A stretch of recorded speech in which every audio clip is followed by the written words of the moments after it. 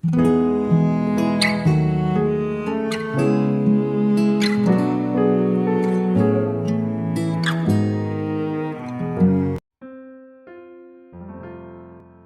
shalom, selamat pagi, saudara yang dikasihi Tuhan Yesus. Saya menyapa bagi saudara semua yang ada di Indonesia, dari Sabang sampai Merauke, baik yang di kota maupun yang ada di desa, dan saudara yang di Malaysia, yang ada di Sabah, di Sarawak, Kuala Lumpur, di Kamboja, di Singapura, dan dimanapun saudara berada. Saya percaya kita tetap berada di dalam kasih dan penyertaan Tuhan kita Yesus Kristus. Selamat datang kembali di channel Pokok Anggur bersama saya Yosia Krispianto. Mari saudara, sebelum kita bersama-sama untuk merenungkan firman Tuhan, mari kita bersatu di dalam doa. Bapa di surga, Bapa di dalam nama Tuhan Yesus, Bapa yang baik, terima kasih buat penyertaan Tuhan dan perlindungan Tuhan sepanjang malam. Di dalam istirahat kami dan pagi hari ini, kami boleh bangun dengan kekuatan dan sukacita yang baru yang daripada Tuhan. Tuhan, sebelum kami beraktivitas pada saat pagi hari ini, kami rindu untuk merenungkan firman Tuhan. Terangi hati kami ya Tuhan, ajar kami ya Roh Kudus agar kami mengerti dan memahami segala kehendak Tuhan bagi kami. Terima kasih ya Tuhan, ini doa kami hanya di dalam nama Tuhan Yesus. Kami berdoa. Amin. Puji Tuhan. Baik saudara, kita akan membaca bersama di dalam Yohanes 15 ayat yang keempat bagian A. Tinggallah di dalam aku dan aku di dalam kamu. Puji Tuhan. Saudaraku, lewat perumpamaan tentang pokok anggur yang benar ini, kita diingatkan bahwa kunci untuk berbuah adalah ranting harus terus melekat pada pokok anggur. Sebab ranting tidak dapat berbuah dari dirinya sendiri kalau ia tidak tinggal pada pokok anggur. Demikian juga kamu tidak berbuah jika kamu tidak tinggal di dalam aku. Tuhan Yesus adalah pokok anggur itu, saudara. Oleh karenanya, orang percaya harus tetap tinggal di dalam Kristus jika ingin mengalami hidup yang berbuah dan berkemenangan setiap hari. Nasihat Rasul Paulus kepada jemaat di Efesus, hendaklah hidupmu tetap di dalam Dia. Tinggal di dalam Kristus berarti terus-menerus hidup di dalam Dia di segala keadaan dan situasi. Memiliki hubungan atau relasi yang dekat dengan Tuhan. Hidup bergantung dan mengandalkan Tuhan. Hidup dan menghidupi firman setiap saat, yang artinya adalah hidup di dalam kehendak dan perkenanan Tuhan, saudara.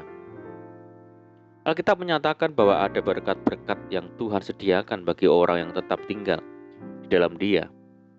Yang pertama adalah kita dibebaskan dari segala hukuman. Ada tertulis, demikianlah sekarang tidak ada penghukuman bagi mereka yang ada di dalam Kristus Yesus. Roh yang memberi hidup telah memerdekakan kamu dalam Kristus dari hukum dosa dan hukum maut. Upah dosa adalah maut, tetapi karunia Allah ialah hidup yang kekal dalam Kristus. Melalui karya penebusan Kristus di kayu salib, kita yang ada di dalam Dia mengalami pemulihan kemuliaan, sebab setiap orang telah kehilangan kemuliaan Allah. Karena iman kepada Kristus, kita telah dibebaskan dari hukuman maut dan dibenarkannya. Yang kedua adalah kita diperkenankan untuk meminta apa saja, saudara. Tuhan Yesus berkata, jikalau kamu tinggal di dalam aku dan firmanku tinggal di dalam kamu, mintalah apa saja yang kamu kehendaki, dan kamu akan menerimanya. Apapun yang kita minta dan doakan asal sesuai dengan kehendak Tuhan dan di dalam nama Tuhan Yesus akan diberikan Bapa kepada kita. Apa yang kamu minta kepada Bapa dalam namaku diberikannya kepadamu.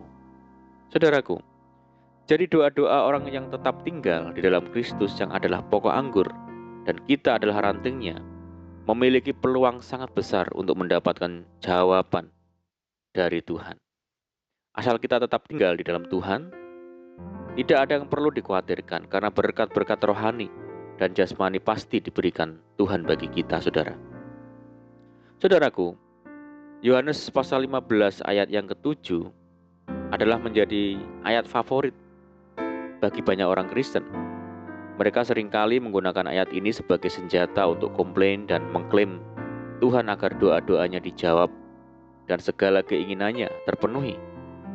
Sekalipun selalu memperkatakan ayat ini setiap hari, hal itu tidak akan membawa hasil jika syarat yang diminta Tuhan tidak kita penuhi, saudara.